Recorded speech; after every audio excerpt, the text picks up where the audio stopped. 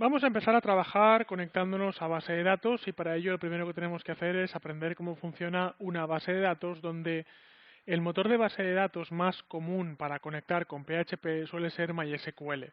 No es el único que puede conectarse, pero suele ser el más común. En primer lugar vamos a comprobar si tenemos nuestro servidor XAMPP arrancado, pero ahora mismo yo no recuerdo si arrancamos o incluso instalamos como servicio el motor de base de datos de MySQL. Así que voy a ir a la carpeta de disco duro local, voy a ir a la carpeta XAMPP, voy a ir a abrir el ejecutable de XAMPP Control e incluso, os digo más, lo voy a ejecutar como administrador para en un momento dado, incluso poder ejecutarlo, poder instalarlo como servicio. Bueno, estoy arrancando por tanto el panel de control. Vamos a ver si aparece por aquí. Y en su momento arranqué Apache, es más, dejé Apache abierto como servicio, pero no hice lo mismo con MySQL, porque hasta ahora estábamos aprendiendo a programar con PHP y no con MySQL. MySQL es un motor de bases de datos que viene integrado con el XAMPP y del cual seguro que tenéis soporte en el proveedor de hosting que hayáis contratado. Así que lo que voy a hacer es pinchar esta pequeña cruz para marcar el servicio como instalado, es decir, que cada vez que arranque mi ordenador, arranque también con MySQL. Esto será efectivo con toda probabilidad a partir del próximo arranque del sistema operativo, así que mientras tanto, ahora mismo, lo que voy a hacer es pulsar Start para asegurarme que MySQL arranca correctamente y por defecto siempre me arranca el puerto 3306.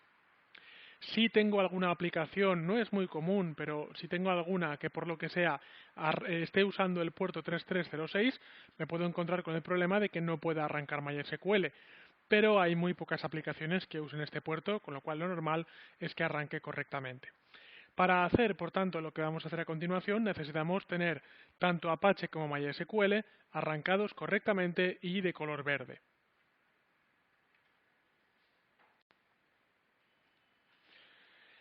Ahora que tenemos MySQL arrancado, vamos a ver que dentro del panel de control de XAMPP existe una utilidad, una herramienta dentro del último grupo llamado Tools, llamada PHPMyAdmin. PHPMyAdmin es una de las maneras más sencillas de empezar aprendiendo MySQL, porque lo que nos proporciona es una interfaz visual muy sencilla de usar, muy fácil de utilizar, para crear nuestras primeras bases de datos y entender de la manera más fácil posible cómo funcionan. Lo que estoy viendo aquí, por tanto, es lo que tengo en la dirección de localhost /phpMyAdmin. Es una utilidad que viene con XAMPP desde hace muchas versiones, por tanto, no hace falta incluso ni tener la última. Con que tengamos una inferior a 4 o 5 años de antigüedad, pues viene predeterminada y tiene las siguientes partes. Lo que estoy viendo aquí es una interfaz visual para gestionar mi servidor MySQL. Y veré que en la parte de la izquierda tengo un listado de las bases de datos que ahora mismo hay creadas. Vosotros no habéis creado ninguna base de datos, pero cuando instaláis MySQL, por defecto viene con unas cuantas bases de datos de prueba. Algunas son de prueba, como por ejemplo colección de CDs o como por ejemplo test. Algunas son de sistema, como por ejemplo Information Schema o Performance Schema. En definitiva, yo nunca voy a tocar las bases de datos que vienen por defecto con XAMPP. Lo que haré es trabajar sobre mis bases de datos que voy a crear a partir de ahora. Si a la izquierda tenemos un listado de las bases de datos que vienen por defecto en el sistema, a la derecha tenemos una serie de botones con los cuales podemos gestionar, podemos aplicar operaciones sobre estas bases de datos.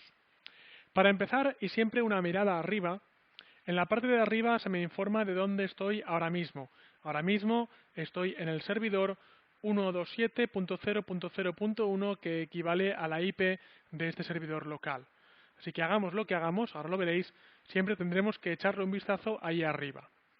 En primer lugar voy a empezar por el primer botón de esta fila de botones, de ese menú de botones llamado bases de datos. Así que en bases de datos veré por una parte que puedo realizar operaciones sobre las bases de datos ya existentes, ya sabéis que esto no lo quiero hacer, o bien puedo crear una base de datos nueva. Así que voy a empezar creándome una primera base de datos. Para comparar con el ejercicio que probablemente hemos hecho anteriormente, el de agenda, voy a llamar a esta base de datos agenda. Cuidado, atención, porque se sigue una regla de nomenclatura que es muy parecida a las reglas de declaración de variables en los lenguajes de programación, y es que se puede poner agenda 1, pero no se debe poner 1 agenda. Así que vamos a hacer que siempre las bases de datos empiecen con un carácter alfanumérico, es decir, con una letra. Puedo poner agenda 1, puedo poner agenda -1, pero en definitiva no debería empezar con un número. Voy a llamar, por tanto, a esta base de datos agenda. Y a continuación, un parámetro algo más extraño es el cotejamiento. El cotejamiento, veréis que tiene una gran cantidad de opciones preparadas para que las usemos y simplemente nos dice con qué juego de caracteres vas a operar. Es decir, qué juego de caracteres vas a introducir en esta base de datos o, lo que es lo mismo, sobre qué país vas a trabajar. Si yo, por ejemplo, entro dentro de UTF-32, veo que hay juegos para croata, checo, danés, esperanto, estonio, alemán, húngaro, islandés, lituano, persa, polaco, románico, rumano, eslovaco. En definitiva, son juegos de caracteres optimizados para los caracteres que usa cada idioma particular. Bien, nosotros lo que vamos a hacer es ir abajo del todo hasta que encontremos en el penúltimo lugar un juego de caracteres llamado UTF-8. El UTF-8 es el correcto para Europa occidental y prácticamente todo el mundo occidental. Dentro de este juego de caracteres por UTF-8, y si bajamos a la S, encontraremos Spanish y Spanish 2, español y español internacional. En principio nos da igual cualquiera de los dos, podemos coger cualquiera de los dos. Así que creo una base de datos llamada agenda y le digo que voy a trabajar en UTF-8 Spanish CI. ¿Qué pasa, curiosamente, si no escoges ningún cotejamiento cuando creas una base de datos? Lo que ocurre es que por defecto se pone el cotejamiento en idioma sueco. Y esto es así porque MySQL originalmente, antes de ser comprada por Sun y antes, a su vez, de ser comprada por Oracle, era una empresa sueca. Por tanto, un poco como un guiño al programa original, por defecto la cotejación, el colamiento, se pone en sueco, ¿vale? Pero si le decimos que vamos a trabajar en UTF-8 en español, no habrá ningún problema. Una vez que he puesto el nombre de la agenda y le he dicho el cotejamiento de caracteres, voy a decirle crear. Tras lo cual, atención, muy importante, la base de datos agenda ha sido creada y podré comprobar por aquí a la izquierda cómo, sin darme cuenta prácticamente, ha aparecido una nueva base de datos llamada agenda. Pero atención, y aquí es donde todo el mundo comete el error. Por haber creado una base de datos, no quiere decir que automáticamente haya entrado dentro de ella. Fijémonos siempre aquí arriba, que me dice que yo no estoy dentro de una base de datos, yo estoy dentro del servidor, de la raíz del servidor. Así que lo que tengo que hacer es pulsar aquí agenda y ahora comprobaremos cómo estamos dentro del servidor, pero también dentro de la base de datos agenda.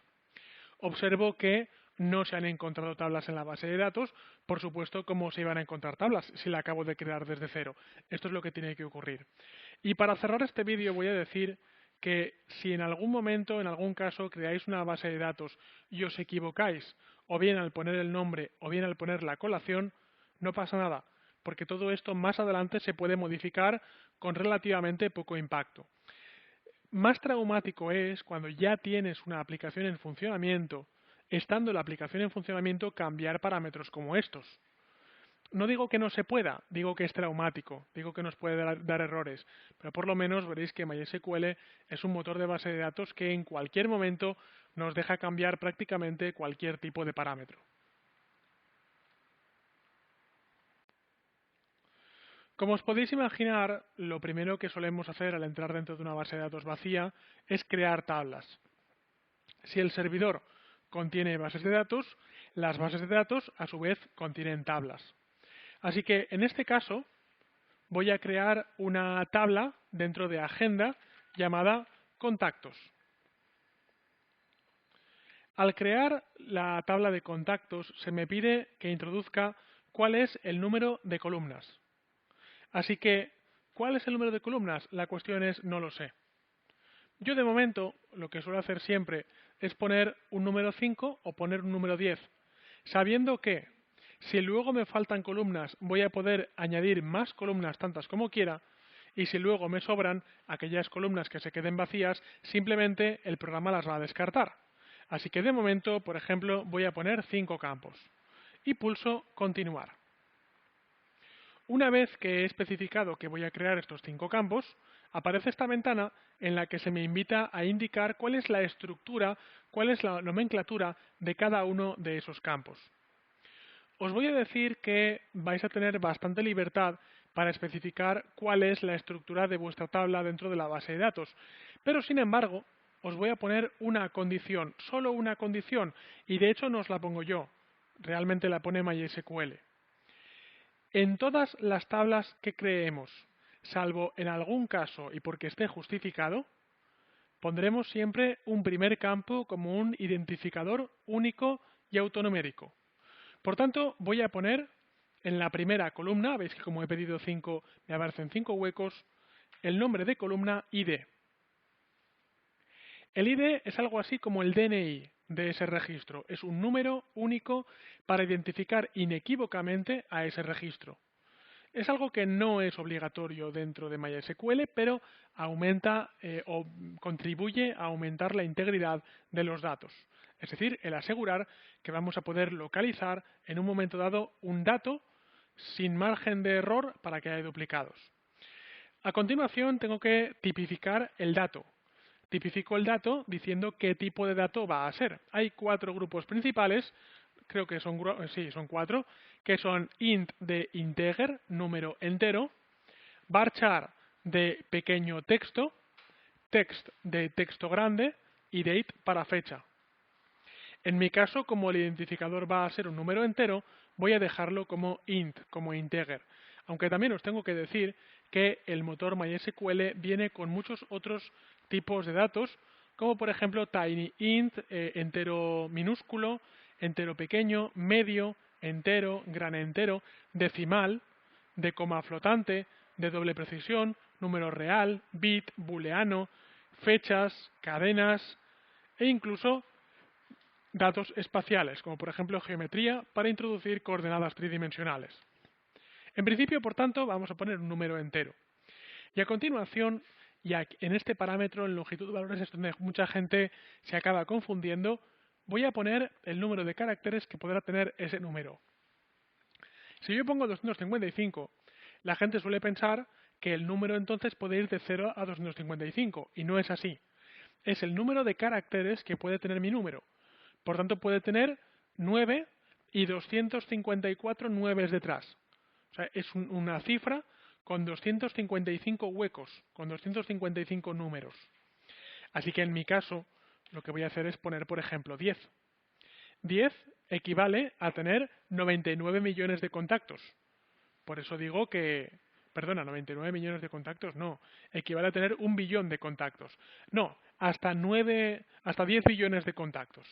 Por tanto, 10 parece un número minúsculo para introducir un ID, pero con 10 ya puede tener 10 billones de contactos, lo cual está bastante bien. Y por último, para este campo, y atención, solo para el campo de ID, lo que voy a hacer es, aquí un poco más a la derecha, voy a decir que este campo es un índice primario y es autoincremental. Es un índice primario ya que es algo así como el DNI de la tabla. Es el campo que sirve como identificador primario de la tabla. Y además autoincremental. Si aparece un registro con el número 1, quiero que a continuación el siguiente que ponga sea el número 2 y el siguiente el número 3. Y no lo quiero gestionar eso yo manualmente, quiero que me lo gestione el motor automáticamente. Así que una vez que tengo este primer campo, voy a continuar con los demás. Puedo poner, por ejemplo, nombre y cuidado, nombre no puede ser un campo de número entero. Así que en este campo voy a poner varchar.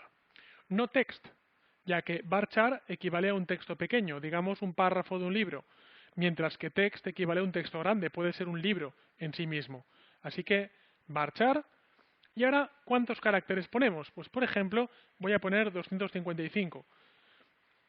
Yo en este caso suelo aplicar la regla de más vale que sobre que falte. Es decir, más vale poner un campo grande y que luego no haya nadie que tenga un nombre de 255 caracteres que no poner 10 caracteres y que alguien tenga un nombre de 12 caracteres y no pueda guardar su campo, no pueda almacenar su campo. Por tanto, por eso os decía que suelo seguir la regla de más vale que sobre que falte.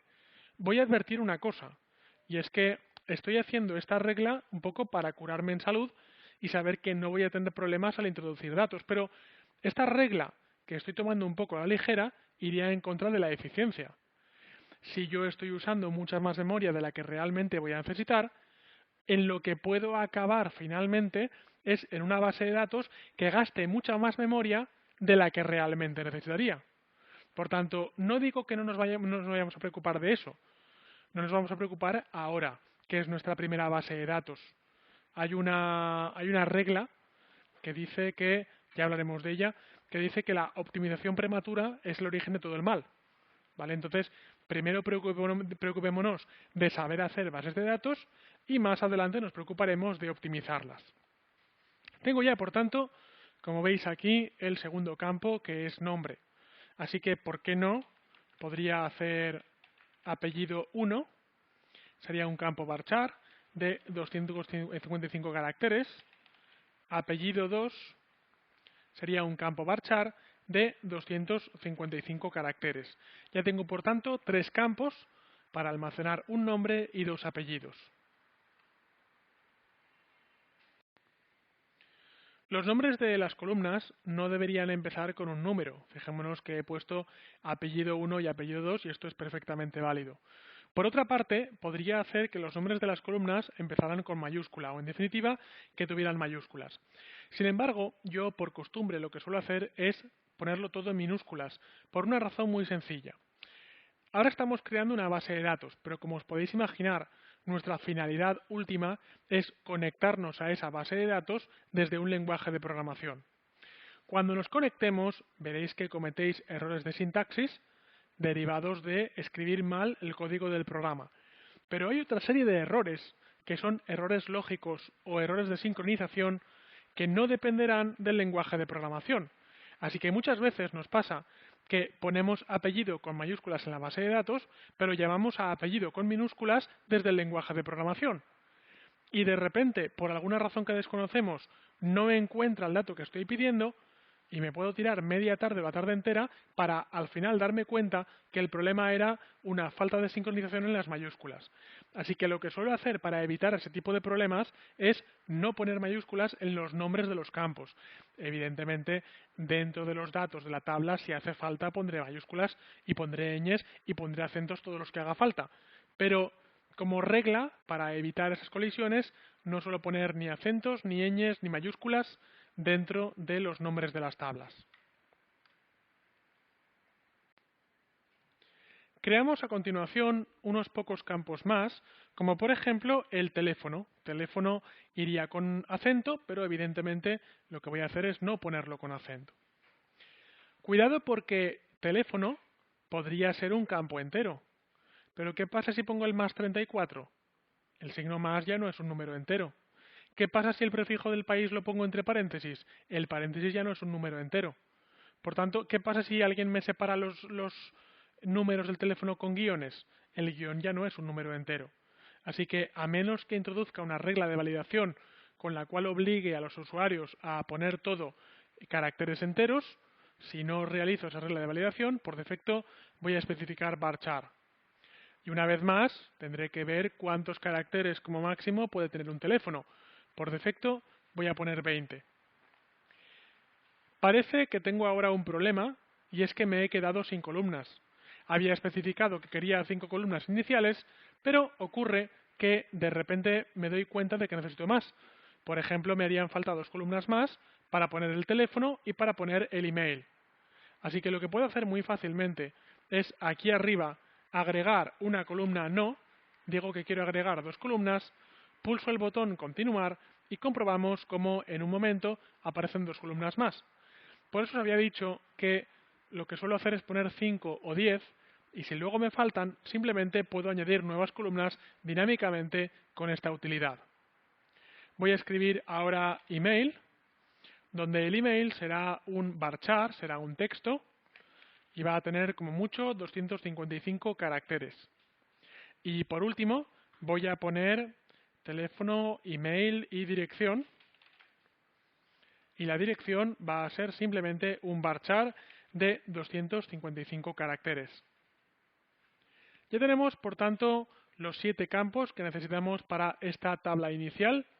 Y una vez que hemos seleccionado estos campos, podremos pasar a las siguientes opciones.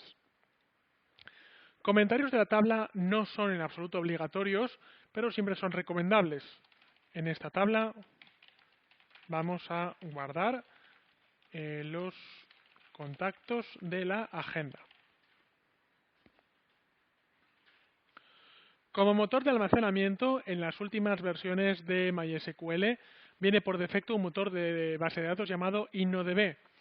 En las versiones más antiguas de MySQL venía MyISAM, no Merge MyISAM, que viene aquí. En cualquier momento más adelante lo podremos cambiar, pero por defecto, el setting que viene por defecto, InnoDB, es correcto. En cuanto a cotejamiento, yo podría indicar un cotejamiento diferente del general para esa tabla concreta. Por ejemplo, imagínate que hago una tabla llamada usuarios coreanos. En ese caso lo que haría es el cotejamiento de esa tabla ponerlo en coreano. Si no pongo nada, se asume que el cotejamiento de esa tabla es el mismo que el de la base de datos principal. Y en definición de partición, en principio, todavía no vamos a poner nada. Así que, por último, voy a pulsar el botón guardar para guardar estos cambios. Veremos, por tanto, lo podemos ver aquí, que ahora nuestra base de datos agenda tiene una tabla contactos. Si hago clic en la tabla contactos, veremos que estoy, atención ahí arriba, en el servidor local, en la base de datos agenda y en la tabla contactos. Y además aparece el comentario opcional que hemos puesto. En esa tabla vamos a guardar los contactos de la agenda. Simplemente aparece un mensaje que no es de error y dice MySQL ha devuelto un conjunto de valores vacíos, es decir, 0 columnas. Esto quiere decir simplemente que has creado una nueva tabla, pero no has metido datos. Por tanto, es normal que el resultado sea de 0 columnas, es decir, el resultado sea vacío.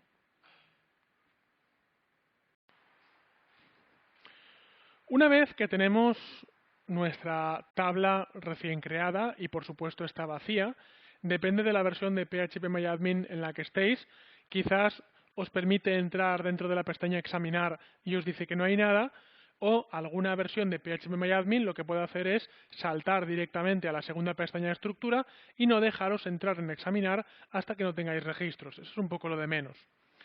Lo que vamos a hacer ahora es empezar trabajando con las 4 operaciones básicas de una base de datos de tipo SQL. Y evidentemente MySQL es una de estas bases de datos.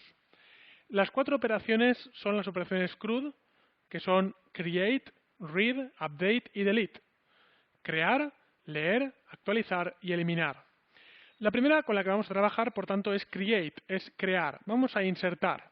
La pestaña de insertar me permite insertar nuevos registros dentro de la base de datos.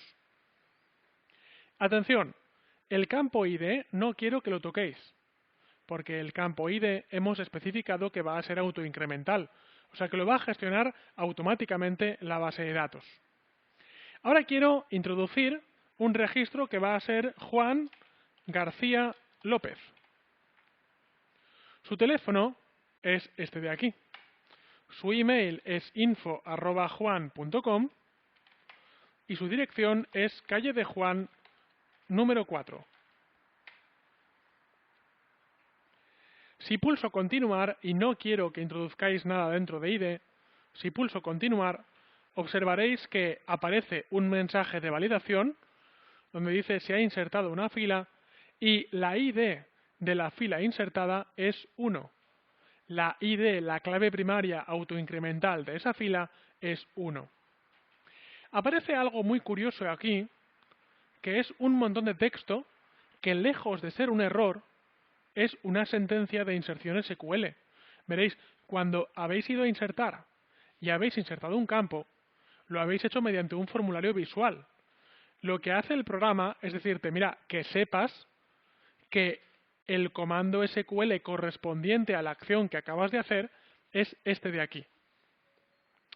Y esto es algo que me gustaría que, no si queréis ahora mismo, pero a partir de ahora, poco a poco, cada vez que hagamos algo en SQL, nos vayamos fijando en cuál es el comando SQL, cuál es la sentencia SQL correspondiente, porque al final tendremos que gestionar MySQL desde el lenguaje de programación.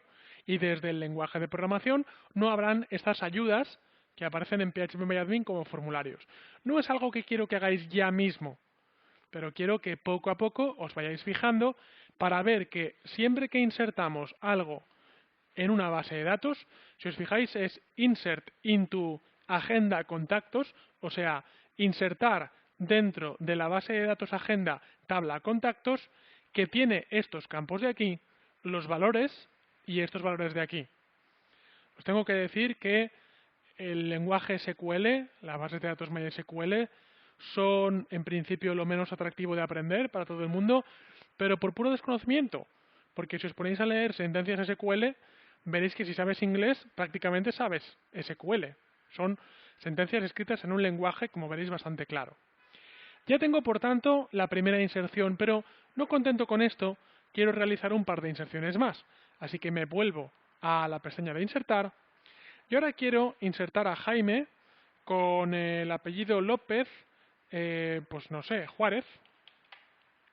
Su teléfono es este, su email es info@jaime.com y su dirección es calle de Jaime número 54. Pulso continuar y vuelvo a esta ventana en la que se me informa que he introducido el registro correctamente. Voy a insertar, por último, dentro de este vídeo, un par de registros más. Tengo a José, tengo apellido, pues no sé, García Márquez, su teléfono es este, su email es info@jose.com y su dirección es calle de José número 6. Y por último, un cuarto registro. Ya sabéis que nunca toco el ID porque es autoincremental, quiero que lo gestione automáticamente la base de datos. Tengo a Julia, su apellido es Roch y su apellido 2 es Arrufat. Y el teléfono es esto de aquí, el email es info@julia.com y la dirección es calle de Julia número 67. Así que pulso continuar y ya tengo 4 registros correctamente insertados dentro de la base de datos. Una vez que hemos aprendido, aunque sea a nivel de formulario, a crear nuevos registros dentro de la base de datos, vamos a aprender a leerlos. Fijaos que dentro de la estructura CRUD, la C es de create, de crear, la R es de read, de leer. Así que para leer la base de datos, es decir, para obtener un listado de la base de datos, simplemente tengo que ir a la pestaña examinar. Y dentro de la pestaña examinar, en cualquier momento voy a ver un listado con los registros que hasta ese momento he insertado. Puedo observar que hasta el momento han sido 4 y es más, puedo observar que el número ID se ha asignado de manera completamente automática e incremental.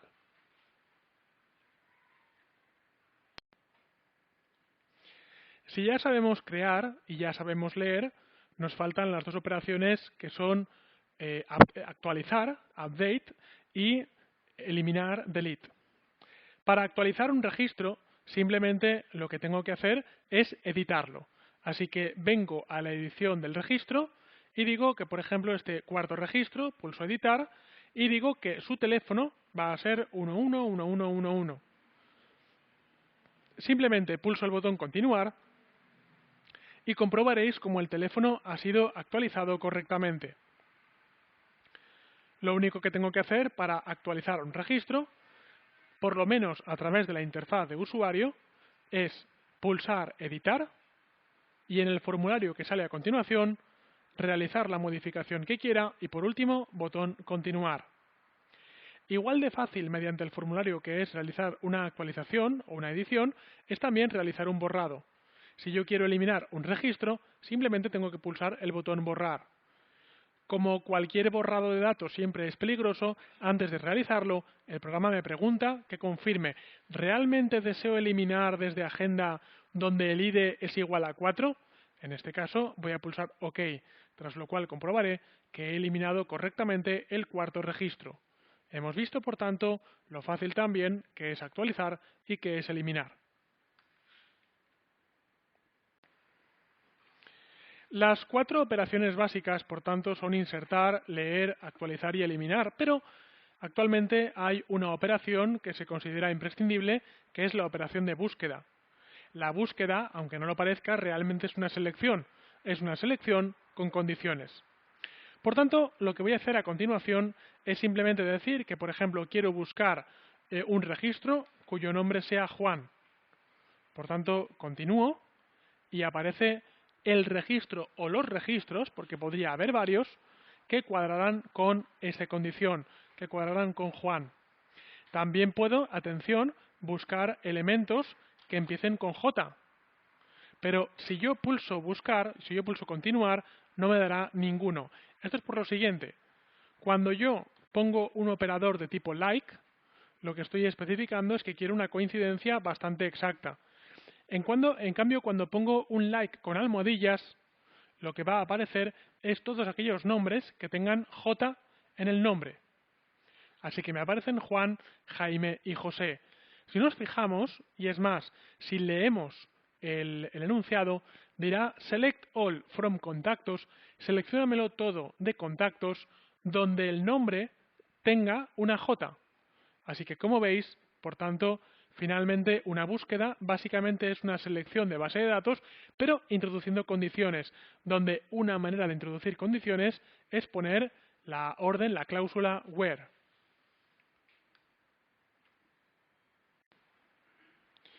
Algo muy importante cuando creamos una base de datos, y antes de aprender nada más deberíamos hacerlo ya, es introducir privilegios, es decir, especificar qué usuario o qué usuarios tienen acceso a esa base de datos y especificar qué puede hacer cada usuario concreto. Los privilegios dentro de una base de datos se establecen de la siguiente manera. En primer lugar, no quiero estar ya en la tabla contactos, quiero estar en la base de datos agenda, ya que no quiero establecer privilegios para una tabla concreta, quiero establecer privilegios para una base de datos concreta. Así que en primer lugar hago clic aquí arriba o hago clic aquí a la izquierda para que aquí arriba ponga base de datos agenda. A continuación veo que ha desaparecido privilegios de esta barra, pero esto es porque en mi pantalla no me caben más botones. Por eso me voy a más y observo que dentro de más existen todos aquellos botones que no cabían previamente. Y me voy a privilegios, depende de qué resolución de pantalla tengáis vosotros, igual os ha cabido aquí, en mi caso no. Pincho por tanto privilegios y observo que ya existe un usuario llamado root, en castellano raíz, con acceso a la base de datos. El usuario raíz es un usuario que existe siempre en MySQL. Es el superusuario, el superadministrador que administra todo el sistema de base de datos en este servidor. Ahora bien, los sistemas Windows difieren de los sistemas Unix en cuanto a que, por ejemplo, en XAMPP para Windows, tú puedes crear un phpMyAdmin, tú puedes instalar, como yo he instalado, una base de datos y no se te obliga a poner una contraseña de administración. Es decir, cuando yo estaba en XAMPP, simplemente he entrado dentro de phpMyAdmin y nunca se me ha pedido una contraseña.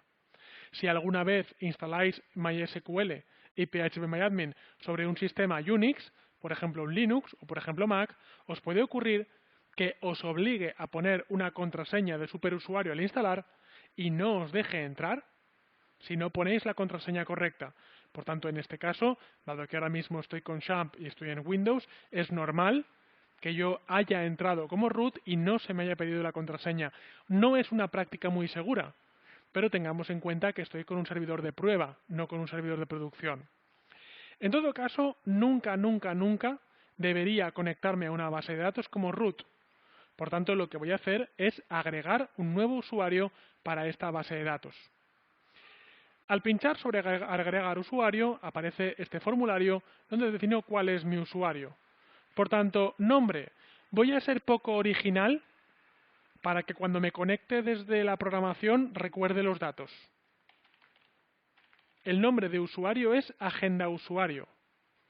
Como os podéis imaginar, este es un nombre muy inseguro, porque cualquier hacker que quisiera reventarme la base de datos, probando, pues diría, bueno, agenda y usuario, ¿verdad? Pero ahora mismo nuestra intención es aprender MySQL. Más adelante nos preocuparemos de la seguridad. ¿Cuál es el servidor? El servidor es local. Por tanto, elijo local y observo como por aquí aparece el localhost. ¿Cuál es la contraseña? Atención, la contraseña es agenda password. Confirma la contraseña agenda password. Y atención, si ya habéis rellenado este campo de contraseña y habéis confirmado la contraseña, no es necesario que pulséis a generar contraseña, porque eso generaría una nueva, así que no pulséis ahí. Base de datos para el usuario, otorgar todos los privilegios para esta base de datos agenda. Y por último, no voy a marcar nada de esto, pero simplemente podría elegir especificar cuáles son los permisos concretos para un usuario. Por ejemplo, podría seleccionar, pero podría no tener permiso para insertar, o no tener permiso para actualizar, o no tener permiso para eliminar. Podría crear, pero no alterar, ni eliminar, ni crear rutinas, ni ejecutar. No voy a poner nada, y al no poner nada, se me asignan todos los permisos, pero simplemente deciros que en un momento dado se pueden crear usuarios con limitaciones. Limitaciones en el tipo de operaciones que puedo realizar o limitaciones en los recursos gastados. Por ejemplo, un usuario no puede hacer más de tantas peticiones por hora, más de tantas actualizaciones por hora, más de tantas conexiones por hora y más de tantas conexiones de usuario por hora. Si está a cero, cero quiere decir infinito. Cero quiere decir que este usuario puede hacer las peticiones, actualizaciones y conexiones que quiera. En principio, como ahora mismo estamos creando una base de datos para conectarnos nosotros como administradores, vamos a dejar todo esto a cero. Pero imaginaos que un día hacéis una base de datos para una empresa muy grande donde hay muchos trabajadores y cada uno en un momento dado puede empezar a realizar peticiones a lo loco. Podría ser que si se juntan muchos trabajadores a la vez, te podrían tumbar el servidor de bases de datos. Podrían pedirle al servidor más de lo que puede ofrecer. Por eso, en ese caso, nos interesaría establecer limitaciones. Pero, de momento no lo vamos a hacer, así que vamos a pulsar continuar y vamos a finalizar la creación de este nuevo usuario para esta base de datos.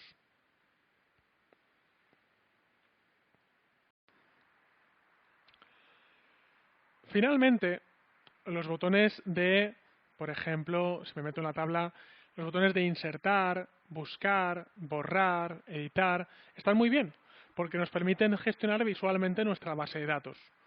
Pero tenemos que saber que finalmente nuestra base de datos no la vamos a gestionar visualmente, sino que la vamos a gestionar mediante el lenguaje SQL cuando lleguemos al lenguaje de programación.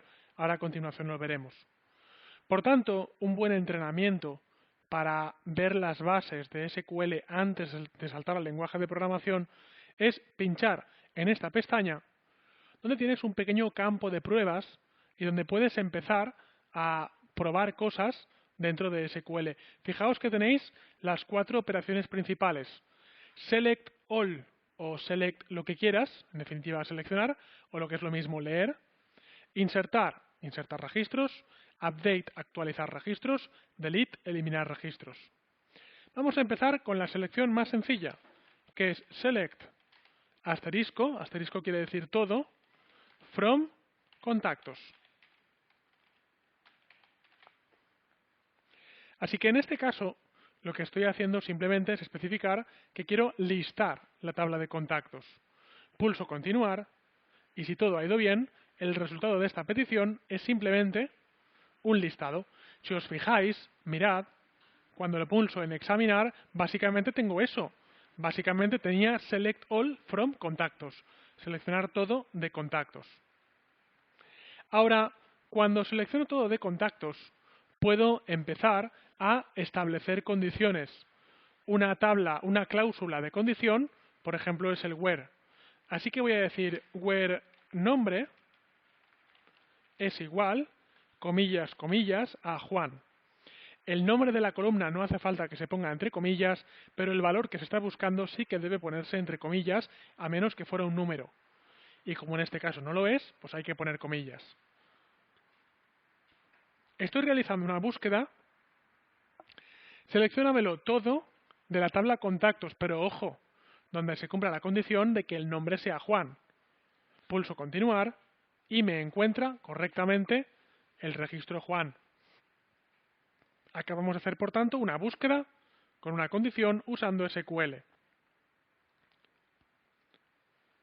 Más cosas. Además de where, no en lugar de, sino además de where, tengo otras cláusulas, como por ejemplo order. Order by ID. Quiero seleccionar todo de contactos y lo quiero ordenar por el ID ascendiente. Ascendiente es de menos a más. Continúo y observamos cómo me lo selecciona 1, 2 y 3.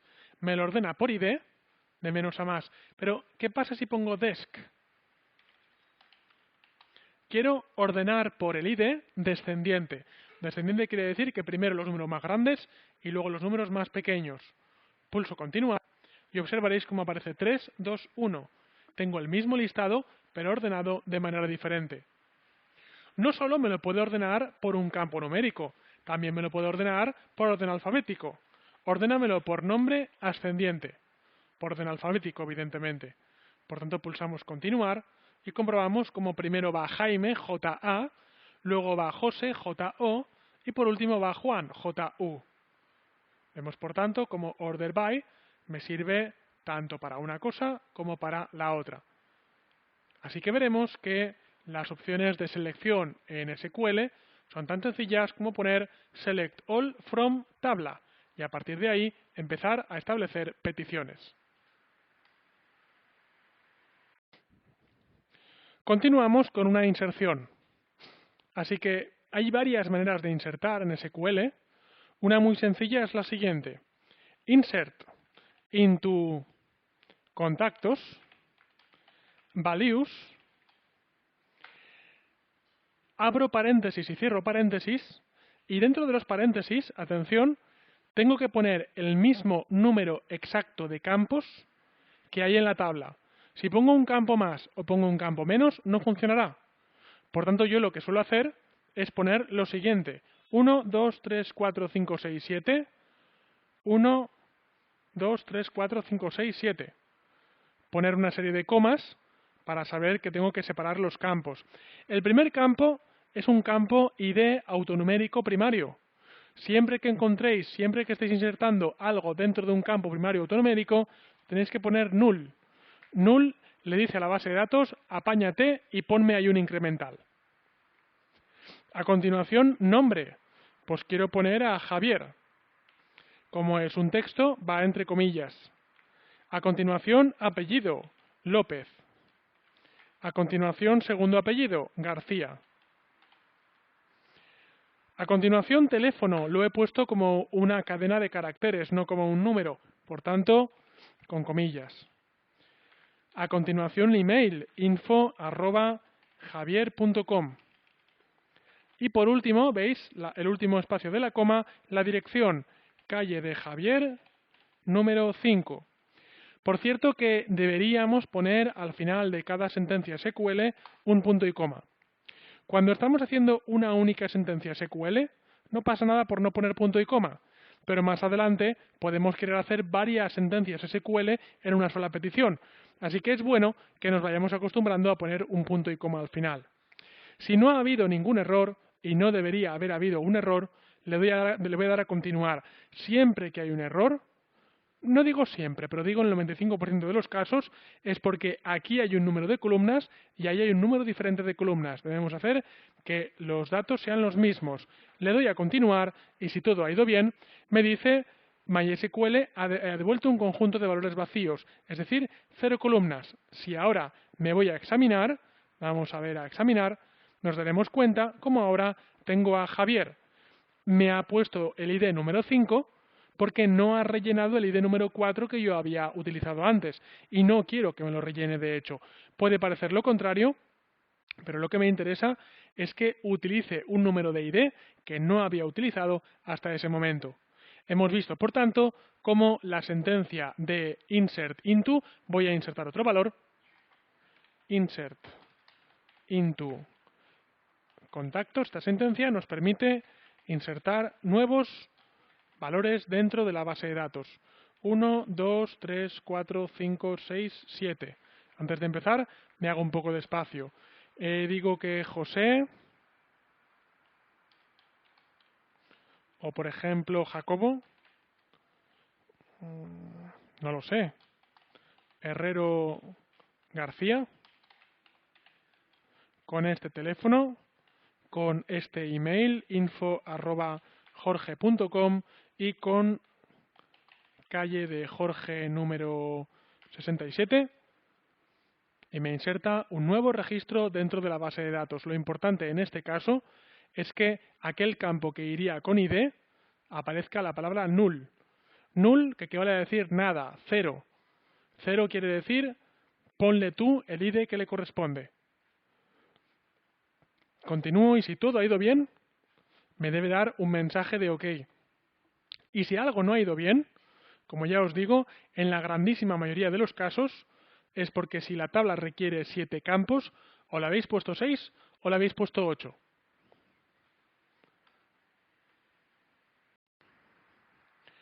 Dos operaciones más. La primera de ellas, update. Update, que me sirve para actualizar, es peligrosa al igual que delete. Porque mirad, si digo update, vamos a ver, update contactos, set, y por ejemplo voy a poner teléfono, es igual, mirad, a 111. Esta sentencia SQL es peligrosa. ¿Por qué? Porque yo no estoy especificando a quién le quiero actualizar el teléfono. Y por tanto lo que ocurrirá, dejadme comprobar que no tengo ningún error, lo que ocurrirá es que cuando le dé a continuar, las 5 filas han sido afectadas. Y por tanto lo que he hecho es que a todo el mundo le he puesto el teléfono 111. Y esto no debería ser así. La manera correcta de escribirlo sería la siguiente. Update contactos set teléfono es igual a 2222, por ejemplo, y le pongo una cláusula where de condición. Where nombre es igual a Juan. Cuidado porque si tuviera varios Juan en la lista, le cambiaría a todos los Juanes a la vez. Por tanto, se puede poner también donde el nombre sea igual a Juan y apellido sea igual a García. Es decir, localizar mejor un registro concreto. Comprobamos ahora cómo, si pulso continuar, lo que he hecho es realizar una actualización mediante el lenguaje SQL y ahora solo a Juan le he cambiado el teléfono de 111 a 2222 o lo que queramos. Simplemente podemos actualizar cualquier registro o cualquier pack de registros mediante el comando SQL update.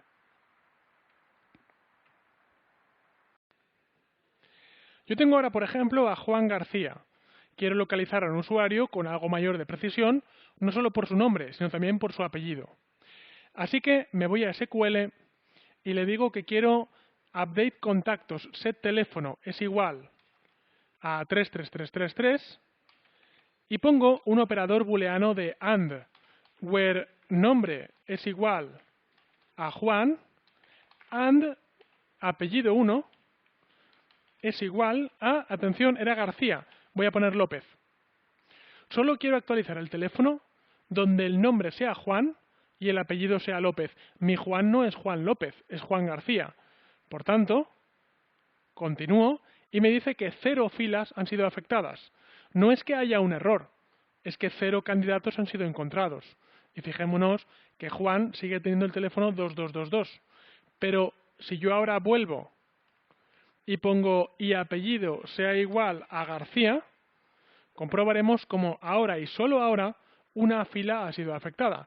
Y por tanto, ahora Juan tiene el teléfono 333333. Mediante operadores booleanos AND y OR podemos seleccionar diferentes tipos de elementos. Por ejemplo, el operador OR me serviría para decir quiero cambiar los teléfonos a Javier y a Jacobo. Así que me voy a SQL y digo quiero poner el teléfono 444444, donde el nombre sea Javier, o bien sea cierto, o nombre sea igual a Jacobo. Por tanto, continúo, observaré que 2 filas han sido afectadas y si ahora examino, comprobaré cómo el 444 se ha asignado tanto a Javier como a Jacobo. Por último, la sentencia SQL correspondiente a delete, correspondiente a eliminar. Así que voy a hacer lo siguiente: delete from contactos, y cuidado porque en este caso puedo tener el problema de que si continúo me puedo cargar todo. Así que para no hacerlo antes, ya lo he hecho en el update, voy a poner un where nombre es igual a Juan. Así que guardo, recargo, me dice ¿realmente deseas hacer esto? Esto no me lo he preguntado hasta ahora. Siempre que hago un delete, como es una operación muy delicada, la eliminación de datos en una base de datos es algo que en principio no es deseable, ya veremos por qué, pero le voy a dar a aceptar. Por tanto, una fila ha sido eliminada. Si ahora me voy a examinar, comprobaréis como no tengo el usuario con ID igual a 1, que era Juan, y voy desde el 2 hasta el 6. Es decir, acabo de eliminar un usuario. En los operadores, ya que estamos, puedo eliminar rangos de usuarios. Por ejemplo, quiero eliminar el 5 y el 6. ¿Cómo lo haré? Pues puedo decir lo siguiente: delete from contactos, donde ID es mayor que 4. 5 cumple esta condición, 6 cumple esta condición. Por tanto, cuidado, porque con una sola sentencia SQL puedo eliminar un buen rango de usuarios. Así que pulso continuar y me dice ¿realmente deseas esto? Le voy a decir que quiero aceptar y por último me dice que he afectado 2 filas y finalmente, si me voy a examinar, comprobaré cómo me he quedado con 2 usuarios con respecto a la tabla original.